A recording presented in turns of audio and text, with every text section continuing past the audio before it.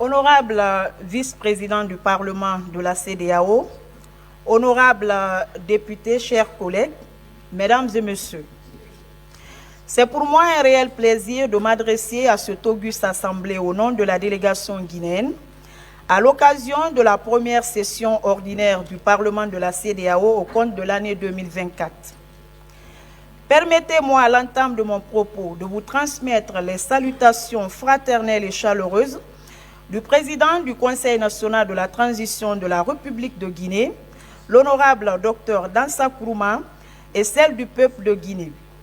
Il nous charge de vous réitérer leur engagement sans faille aux côtés des pays de la CEDEAO pour la promotion de la démocratie, le renforcement de la paix, de la sécurité, du vivre ensemble et de la prospérité partagée dans notre sous-région. Honorable vice-président, cette première session ordinaire du Parlement de la CEDEAO au titre de l'année 2024 se tient dans un contexte où notre communauté fait face à de réels défis, tant sur le plan politique, économique, environnemental que sécuritaire. Il est donc primordial pour nous de rester mobilisés pour que dans la force de notre unité, nous puissions trouver ensemble des solutions appropriées et pérennes à ces problèmes qui mettent à mal l'intégration sous-régionale telle que voulue par les pères fondateurs de notre organisation. Honorable vice-président, le présent rapport que je m'en vais vous présenter s'articule autour de 5 points essentiels, à savoir la situation politique, la situation sécuritaire, la situation des droits de l'homme, la situation socio-économique et l'état de mise en œuvre de certains textes communautaires en République de Guinée. Situation politique. Depuis le 5 septembre 2021, la République de Guinée, sous le leadership du général de corps d'armée Mamadi Doumbouya, s'est engagée dans une dynamique de transformation totale et durable. La refondation de l'État, le rassemblement, le redressement, le repositionnement et la rectification institutionnelle sont les valeurs fondamentales qui sous-tendent les actions du Comité national du Rassemblement pour le développement, organe dirigeant du pays. Il s'agit pour la Guinée de se réinventer en jetant les bases d'une véritable démocratie par la mise en place d'institutions fortes et légitimes pouvant garantir l'état de droit, les libertés et droits fondamentaux, ainsi que le développement durable. Une démarche qui s'exprime par le dialogue, la concertation et l'inclusivité. Des efforts louables consentis par les autorités guinéennes sont perceptibles et traduisent leur volonté de tout mettre en œuvre pour un retour serein à l'ordre constitutionnel. Dans cette optique, un compromis dynamique a été trouvé avec la CEDEAO dans le cadre de la mise en œuvre du chronogramme de la transition. Aussi convient-il de noter que plusieurs activités de ce chronogramme de la transition sont en cours de réalisation. Il s'agit notamment du recensement général de la population et de l'habitat, du recensement administratif à vocation d'état civil, dont la finalité est l'extraction des données nécessaires pour l'établissement d'un fichier électoral sûr et fiable pour l'organisation du référendum et des élections devant permettre le retour à l'ordre constitutionnel. De l'élaboration de la nouvelle constitution dont les différentes étapes sont en phase d'achèvement. D'autres actes forts ont été posés par les autorités pour une transition apaisée et inclusive, à savoir l'organisation des assises nationales pour la réconciliation des Guinéens, assortie de recommandations pertinentes. La mise en place d'un cadre de dialogue inclusif interguinéen dont l'objectif est d'amener les acteurs majeurs de la vie nationale à échanger et à s'entendre sur les problématiques essentielles. La mise en place d'un pool de facilitatrices. Pour lutter contre l'impunité et la corruption, les autorités guinéennes ont mis en place la Cour de répression des infractions économiques et financières CRIEF, une initiative fortement saluée par les populations, les organisations de la société civile et les partenaires au développement. Situation sécuritaire. Le contexte international et national est marqué par des problèmes de sécurité et de criminalité de plus en plus complexes. En Guinée, la situation sécuritaire est influencée par divers facteurs, tant internes qu'externes. Au niveau sous-régional, il faut dire que dans la sous-région ouest africaine, les crises ont considérablement impacté la stabilité sous-régionale. La montée de l'extrémisme violent dans la région, particulièrement au Sahel, nécessite une vigilance accrue. En 2021, l'indice mondial du terrorisme a classé plusieurs pays d'Afrique de l'Ouest parmi les plus touchés par le terrorisme, ce qui a augmenté les pressions sur la République de Guinée et l'a amené à renforcer ses mesures sécuritaires. Il est important de rappeler que la République de Guinée a été toujours engagée aux côtés de ses pays voisins pour des opérations de paix. Au niveau national, la République de Guinée est confrontée à des défis internes significatifs. Les tensions politiques, ethniques, communautaires et les revendications sociales ont souvent alimenté les troubles internes et conduit à des violences sporadiques. La menace de l'extrémisme violent a ajouté une dimension supplémentaire de risque sécuritaire. Pour faire face à ces défis, la République de Guinée a adopté plusieurs instruments sous-régionaux et s'est engagée dans un processus de réforme du secteur de la sécurité avec le soutien de ses partenaires internationaux. En outre, la Guinée s'est dotée de politiques de sécurité cohérentes. À titre illustratif, le gouvernement guinéen a adopté une stratégie nationale de lutte contre le terrorisme et la criminalité transfrontalière en collaboration avec les organisations régionales telles que la CEDEAO. Dans ce contexte complexe, la République de Guinée continue de renforcer ses capacités sécuritaires pour garantir la stabilité du pays. La coopération avec les partenaires régionaux et internationaux est essentielle pour relever les défis sécuritaires actuels et futurs, surtout en matière de renseignement. Sur le plan de la législation, plusieurs textes ont été adoptés pour renforcer l'arsenal sécuritaire, dont la loi sur le maintien de l'ordre public, la loi de programmation militaire 2021-2026, la loi portant prévention et répression du terrorisme en République de Guinée, la loi sur la cybercriminalité et la protection des données à caractère personnel, la loi contre la corruption et les pratiques assimilées, la loi relative à la lutte contre le blanchiment de capitaux, le financement du terrorisme et la prolifération des armes légères et de petit calibre. Situation politique. La loi portant répression des fraudes, des actes attentatoires aux biens publics et à l'intégrité des agents des forces de l'ordre. Parmi les défis de la transition figure actuellement la lutte contre les actes de violence et de sabotage des installations sensibles et stratégiques, notamment les infrastructures économiques, sociales et industrielles par des personnes mal intentionnées. Situation des droits de l'homme. Dès les premières heures de leur avènement au pouvoir, les autorités militaires ont affirmé leur volonté de bâtir un État de droit. C'est dans ce cadre que plusieurs actes encourageants ont été posés et salués par l'opinion nationale. Il s'agit de la mise en liberté de 79 dirigeants politiques et de la société civile, la promulgation de la charte de la transition qui reconnaît et protège les libertés et droits fondamentaux, la prise de l'ordonnance portant prorogation des lois nationales, des conventions, traités et accords internationaux en vigueur, la réouverture des frontières terrestres fermées avec certains pays voisins, le démantèlement des points d'appui installés dans la capitale, la levée des barrages internes pour assurer une meilleure mobilité des citoyens, la libération de près de 600 détenus, les visites régulières dans les lieux de privation de liberté pour s'assurer des conditions de détention, l'ouverture et la poursuite du procès des événements tragiques du 28 septembre, ayant enregistré 157 morts et de nombreux cas de viol sur des femmes, plusieurs dossiers en souffrance dans les cours et tribunaux ont connu des suites judiciaires. Sur le plan législatif, plusieurs textes qui renforcent le cadre juridique de promotion et de protection des droits de l'homme ont été adoptés par le Conseil national de la transition et promulgués, à savoir la loi pour la protection des victimes, témoins et autres lors d'un procès, la loi sur l'aide juridictionnelle dans le cadre de l'accès à la justice, la modification de certaines dispositions du Code de procédure pénale, la loi sur la traite des êtres humains et des pratiques assimilées. Situation économique.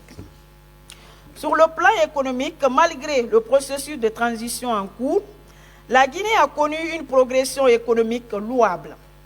Elle est passée du statut de pays à revenu national faible à celui de pays à revenu national intermédiaire, selon le classement 2022 de la Banque mondiale sur le revenu national brut par habitant. Depuis 2023, l'économie guinéenne est mise à rude épreuve à cause de l'incendie du principal dépôt d'hydrocarbures de Conakry, qui, en plus des dégâts matériels et humains, a eu un impact considérable sur le plan financier. Les prévisions des principales régies ont été nettement revues à la baisse, sans oublier le déficit d'approvisionnement des stations en produits pétroliers. À cela s'ajoutent les contraintes liées à la transition politique, les défis de refondation de l'État et la nécessité de répondre aux besoins croissants de la population.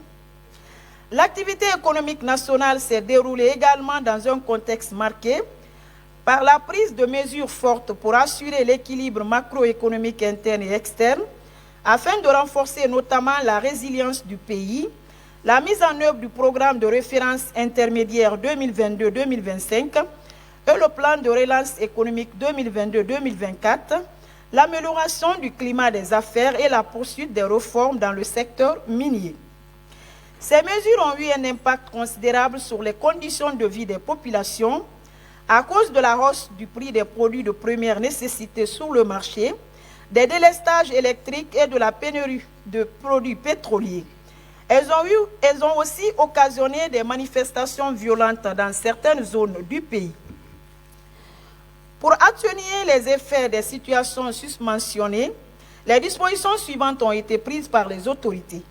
Il s'agit de l'intensification du dialogue entre les acteurs politiques, la facilitation de l'accès aux produits pétroliers, la mise à disposition des intrants agricoles à des prix accessibles aux agriculteurs, l'amélioration de la desserte en eau et en électricité, la diversification de l'économie nationale en vue de développer d'autres secteurs porteurs de croissance, la facilitation de l'accès au crédit pour encourager la consommation et l'investissement, l'expérimentation des produits de substitution à la farine de blé pour réduire la dépendance alimentaire.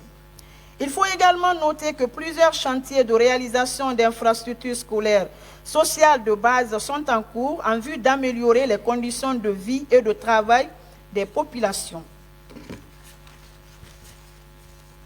En 2024, l'économie guinéenne devrait enregistrer une croissance de 4,2% selon le scénario optimiste contre 3,6% pour le scénario moins optimiste et une prévision de base de 5,4%. Cette variation pourrait s'expliquer par le ralentissement des activités au niveau des secteurs économiques à cause des difficultés rencontrées dans l'approvisionnement en produits pétroliers.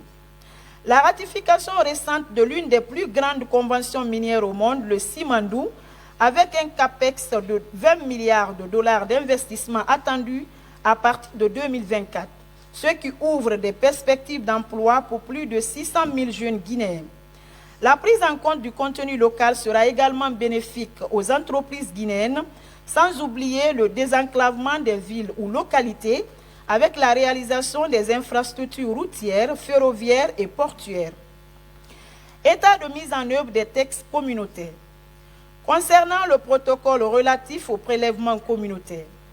Pour rappel, la République de Guinée est partie prenante au protocole relatif au prélèvement communautaire. Elle a toujours honoré ses engagements jusqu'en 2021. À la faveur de l'institutionnalisation de l'unicité de caisse en Guinée par le régime défunt, les opérations de versement ont été estompées.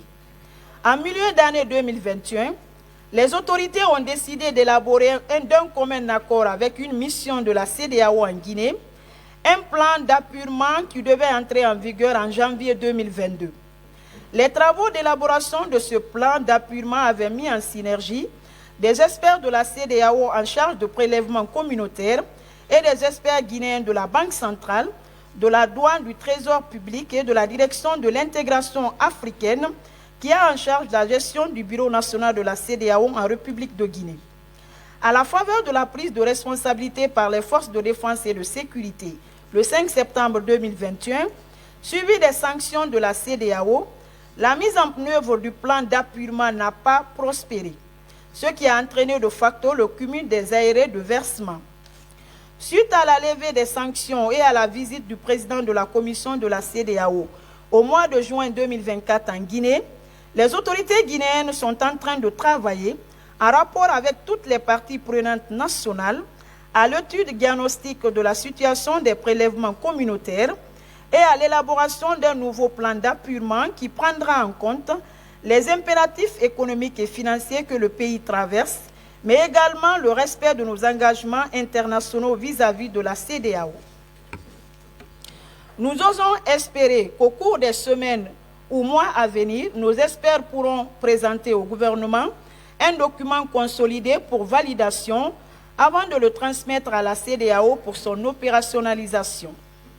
Concernant le protocole sur la libre circulation des personnes et des biens, le ministère des Affaires étrangères, de l'intégration africaine et des Guinéens établis à l'étranger, à travers la Direction générale de l'intégration africaine, organise régulièrement des ateliers de formation et des campagnes de sensibilisation en faveur des opérations économiques, des opérateurs économiques, des transporteurs, des groupements socio-professionnels, des jeunes, des migrants, des forces de défense et de sécurité, des agents des services de l'immigration, ainsi que des organisations de la société civile. Toutes ces activités contribuent à promouvoir l'application effective du protocole relatif à la libre circulation des personnes et des biens dans l'espace CEDEAO et à lutter contre les tracasseries le long des corridors et frontières de la République de Guinée.